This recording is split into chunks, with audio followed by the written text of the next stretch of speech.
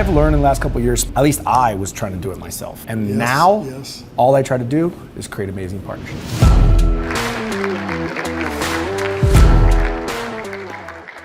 Welcome to beautiful Miami, Florida. And I just spent most of the day at the studios of the Entrepreneurs Agency. And if you've been following me, and I know you've been following me over the last few weeks, I've been walking you through the process of rolling out the new Odigo online academy.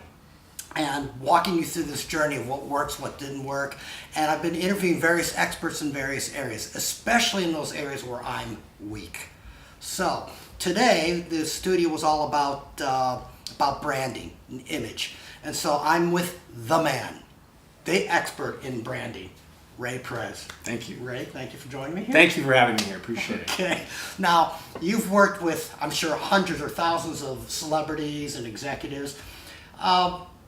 Can you kind of tell my followers maybe what's a key mistake people make when they're trying to, especially when they're trying to brand themselves?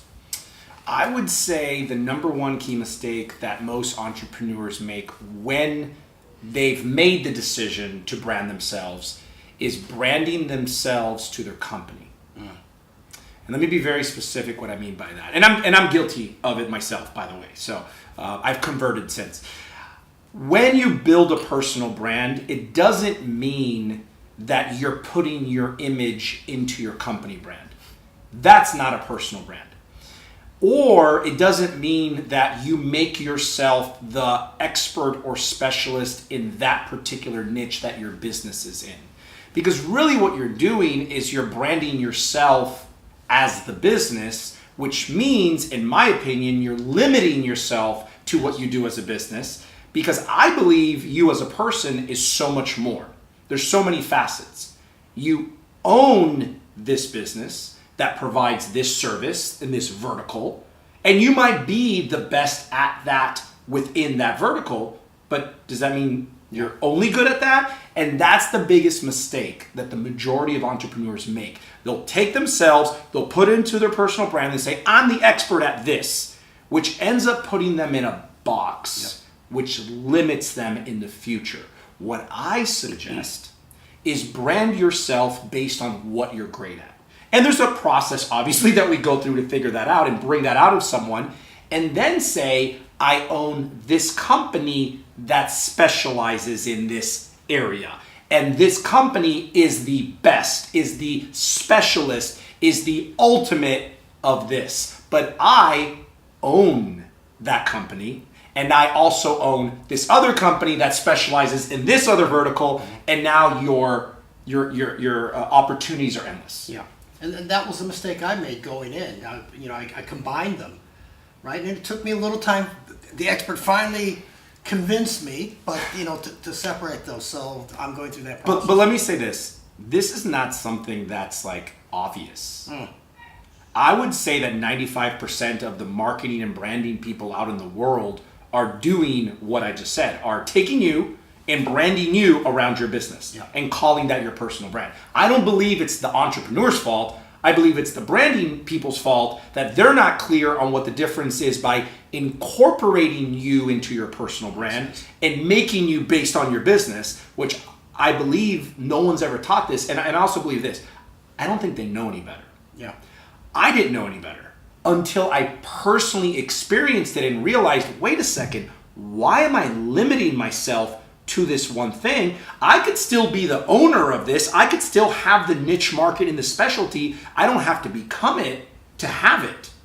And that's where my mentality changed from being the business to being the owner of the business that can own multiple. And then from there, to be honest with you, then my entire business and life changed at that point. Yeah. So you just got a key secret for free. So can you give us some other ones? Any other things that you think, this is what you should be when you're going into this personal branding? These are some of the things you should be looking at. Let me talk to the people that are listening that are not considering building their personal brand. Like, I have no interest in building my personal brand. I just want to have my company. I don't even want to be involved. And eventually I want to sell it and I want to exit. Because that's what I hear by a lot of entrepreneurs. So if that's you, I want you to ask yourself 3 questions. And you can ask yourself these questions too, Lance. Who does the majority of the sales in your business? who works with the customer or the client the majority of the time. That doesn't mean you don't have employees that take care of stuff, but if you connect with the person, you do some level of coaching or consulting or whatever, then you work with them. And who's the face of the business? And what I mean who's the face is like who owns, because those three questions, if you've answered yourself to those three questions, you are, whether you like it or not, whether you're happy with it or not, you're what I refer to as a personality-driven business. What that means is if we pulled you out of the business, there's no way the business would survive. Okay?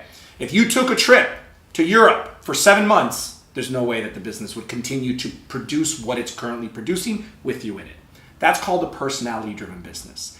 If you're listening to this right now and you fall into that category and you are not open or considering investing in your personal brand, not your business brand, not yourself in your business, in your personal brand, I want to tell you to reconsider. Because there's so much value in who you are intrinsically compared to what your business does and the value that produces.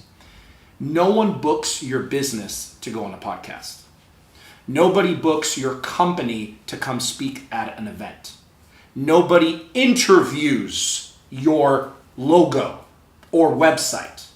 So consider the fact, if you are the one that produces and pulls the attention, the connection, the relationships, right? Your company can't do this. Why would you not invest in the number one best resource in your entire business? So I urge everyone to consider what would it look like if you invested the time, money, energy, and effort that you're doing into your company, to your website, to your logo, to your business plan, into yourself. And what that could do for you, what that would look like. Now, obviously, I do an entire training around this, right? We only have a few minutes left, but there is so much value in a human being to other human beings, because in the end of the day, that's who's buying from you. Sure. People are buying from you. People are making the buying decisions for the big company, and they're making that buying decision based on the way that they feel.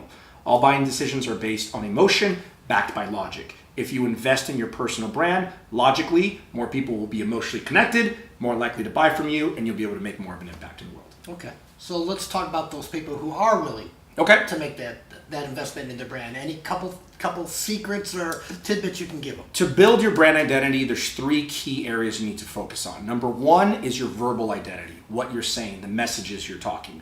There's 2 specific verbal identities I work on. Number 1 is an expert title. That's who you are. Number 2 is a USP, which is your unique selling proposition, which is what you do for them. Not what you do. What you do for them, which are the benefits and the results, not what you actually do, which is usually the biggest mistake that entrepreneurs make. Number 2 is your visual identity. What you look like, the way your digital presence, the colors of your brand. Colors have emotions connected to them. Most people don't realize that. Blue is a trust color. There's a reason I wear blue. I want people to feel that they can trust me. That's on purpose. If you realize most banks and most insurance companies, health insurance companies, are blue.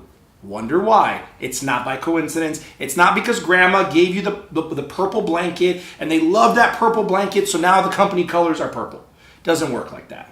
Visual identity is your colors. It's your staple look, right? Are you wearing a jacket? Are you wearing a tie? Do you wear a pocket square? Do you have a mohawk? What's your thing? Do you wear suspenders? Do you wear a bow tie? Do you wear a big fancy ring, watches? There's something that is your look. You need to find something and attach that. And third, and most importantly, which I believe most branding, marketing people miss, and most entrepreneurs, is your value identity. What do you stand for? What is your purpose? What is your mission? Why do you do what you do? Not what you do or how you do it. Why do you do what you do? What's the impact you're trying to make in the world? Because it's not just about making money. There's got to be a bigger purpose. And a lot of entrepreneurs haven't taken the time to sit there and think, why do I do what I do? And really put that passion and that connection into your marketing, into your brand identity, so people can connect with you. Because in the end of the day, We're all energy, right? We're all human beings, and we get connected by that. And through the power of video, through the power of photography, social media, web pages, we can connect and other people can feel us and build what we call a celebrity status. I mean, I wrote the book, Cracking the Celebrity Code, which is all about how do you elevate your perception of value in the world so that other people perceive you in their mind as a celebrity. Okay. How do they feel an affinity towards you? Like, wow, I really like this guy. Like, I feel good. Think about sports athletes. Think about musicians. Think about movie stars. People are raving fans. They love these individuals, these celebrities, but they've never met them in their entire life. How is it possible that one human being to another could actually have an affinity, like, I love you, and you've never met the person in your entire life? How does that happen? And this is why I wrote the book right here, and it comes down to these three things. What they see, what they hear, and what they read about you, multiplied by many exposures over time. Okay. Doesn't happen from one day to the next. You need time of them to see, hear, and read different exposures. So, podcasts, radio shows, social media, Facebook, LinkedIn, Twitter, Instagram, your webpage, your blog, your live event, your recording, your Zoom call. These are all exposure points of what people see, hear, and read. The more of those that you get in front of them, the more likely they're going to elevate their mental perception of value of who you are. The higher you get the value, the more celebritized you are, the more they're drawn to you, the more they want to listen to you, the more they want to refer you, the more they want to do business with you. And in the end of the day, isn't that what we're all trying to create? Exactly. And the more influence you have, which I believe is what you should use for good and make an impact in the world. Okay, great. Thank you so much. Those people who are serious about personal branding and building it, how best to contact you? So the best way to contact me is on my personal website, which I actually invented to pull together all of my branding in one place. It's called the 360 site, rayperez360.com. You can connect with me on any of my social medias, all my web pages, my videos, my contact information, my WhatsApp. Everything's in one place, rayperez360.com. Okay. If I may ask you another question. Sure. About 360. Kind of describe to people what this is, where did that come from, and what's the benefit? So I had a problem. I'm all about efficiency. I'm all about results. And I was going to networking events. I was going to trade shows. I was speaking on stages. And I was passing out business cards. And I was receiving business cards. And I said, there's got to be a more effective way. I had the card scanner. I had the camera thing. I had a VA putting stuff. I said, this is ridiculous. There's got to be a better way. The second part was I knew that someone had to feel that I'm valuable to them before they were going to make a buying decision. So I felt that if I hand you my business card and it has my business website, what do you feel I'm trying to do?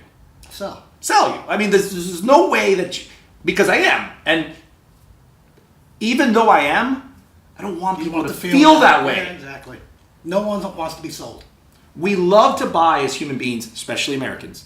We love to buy, but we hate to be sold. Sure. So I said, there's got to be a better way for me to build rapport with someone than giving them my business website. So you know what I thought of? Social media. There's no better way to build a relationship with someone and let them connect with you than social media.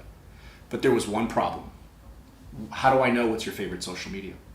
How do I know what you like? How do I know what the next person likes? Twitter, Instagram, YouTube, Facebook, LinkedIn. There's too many options. So I said, man, there's got to be a way to have all of these social medias in one place that all I need to do is give the person one link, and when they click that one link or go to that one website, that they can make the decision from their power. Not, here's my website, I have the power. Here's all my social media. Here's all my websites. Here's everything that's in the world that if you Googled me, it's all be right here and on a silver platter, and I let you make the decision how you want to connect, how you want to research, how you want to stalk me, right? However, cyber stalking, however you want to put it. But I just thought to myself, what if I just make it easy for people? Why would I make them Google me? Why do I make them take their time? Why don't I just give it to them? Here's the other thing. People don't take a lot of time to research you. So why would I waste my precious seconds that I have in the world when someone's going to take their precious time to research me, which I only have a few seconds to get their attention, and I only have a few minutes for them to actually engage with me before they start looking at cat videos? Why would I give it to them in one place? That's how a 360 site was born. And I got to tell you, unless you listen to what I said right now, nobody understands that that's what a 360 site is. They just say, oh, this is cool, all your stuff in one place. They don't understand the psychological depth that this actual site has in the terms of building relationships with people that would lead to a business transaction in the future. Yeah, makes sense. And I'm going through the process right now, so I'm learning, how to truly leverage this. So, again, if people are interested in 360, what's the best way? RayPerez360.com. My websites are there, my contact information, all in one place. If you want your own 360 site for free, at the bottom of RayPerez360.com, click on the little Get Started for Free and create your own. Okay, so I would strongly suggest that you go to 360. You use 360. Go to RayPerez360.com. Get more information on it. Business is built on relationships, right?